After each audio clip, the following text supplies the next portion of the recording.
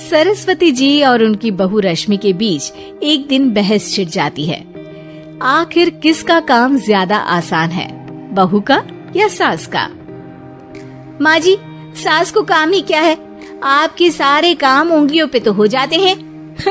कुछ भी। हाँ, हिसाब तो उंगलियों पे ही हो जाता है ना।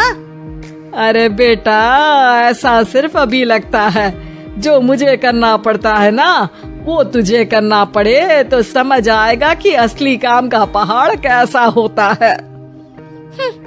ठेले बराबर वजन भी नहीं है आपके काम में, और बात पहाड़ों के वजन की कर रही हैं आप।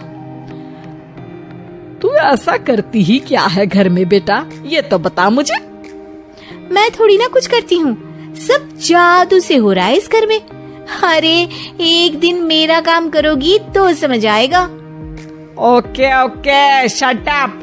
कल से मैं घर के काम करूंगी और तू मेरी जगह हर चीज का हिसाब रखना, ठीक है?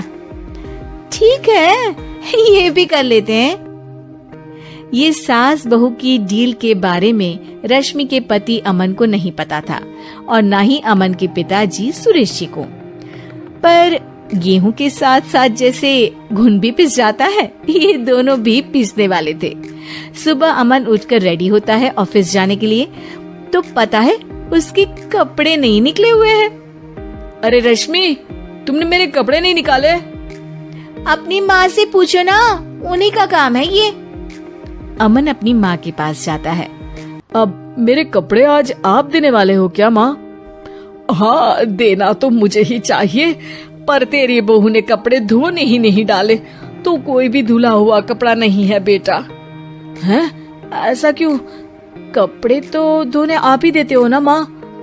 अरे बहू ने तुझे बताया नहीं, अब हम अदल बदल गए हैं, मैं अब बहू और तेरी बीवी सास।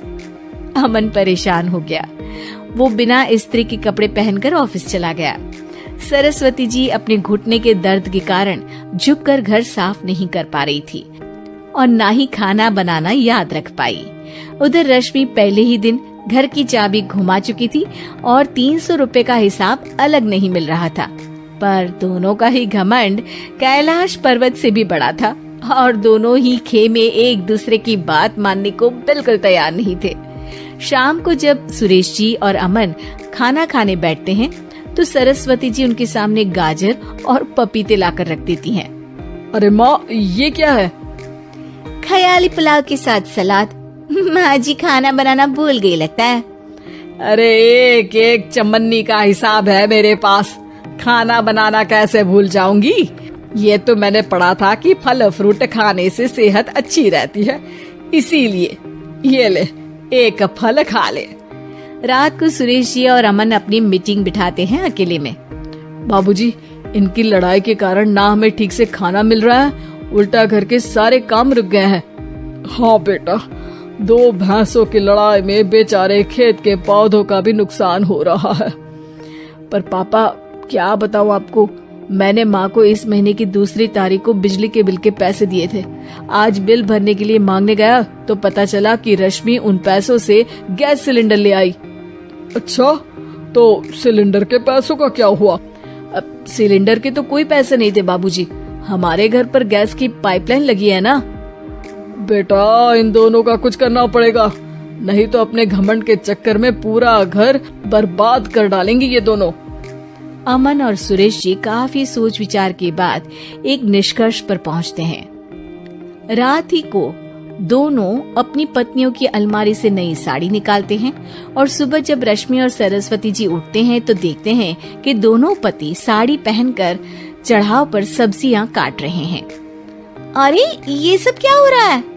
क्या हो रहा है मतलब? आप दोनों अदल बदल हो सकते हो तो हम क्यों नहीं?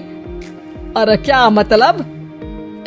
नहीं नहीं, मेरी भी बचपन से किसी की बहू बनने की इच्छा थी, तो आज से सरस्वती तुम बड़ी बहू, मैं मिडल बहू और अमन छोटी बहू। अरे लेकिन सब घर पर बैठ जाएंगे तो कमाएगा कौन? ये घर कैसे चलेगा? अब वो तो भैया या बाकी लोग जाने, अब हमने भी अदल बदल कर ही लिया है तो कुछ नहीं हो सकता। रश्मि और सरस्वती जी को समझ में आ जाता है कि उन दोनों की आपस की डील की वजह से इन दोनों को बहुत तकलीफ हो रही है और उनके ईगो ने दूसरों को कितनी यातनाएं दी है। असल में माँ जी आप सही थी, सास बनना बहुत मुश्किल है। अरे हाँ बेटा, और तू भी, मुझसे तो नहीं हो पाया सब घर के काम, वापस बदल ले क्या? हाँ बिल्कुल माँ जी, और अब आप दोनों भी बदल लीजिए। कोई आ गया तो आप दोनों को देखकर क्या सोचेगा? अच्छा है, आप दोनों के समझ में ये बात तो आई। मैं फटाक से कपड़े बदल लेता हूँ। अरे रुक जा बेटा, एक फोटो ले लेती हूँ तेरी। मेरी बेटी होती तो तेरे जैसी ही दिखती साड़ी में। और मेरा फोटो नहीं लोगी?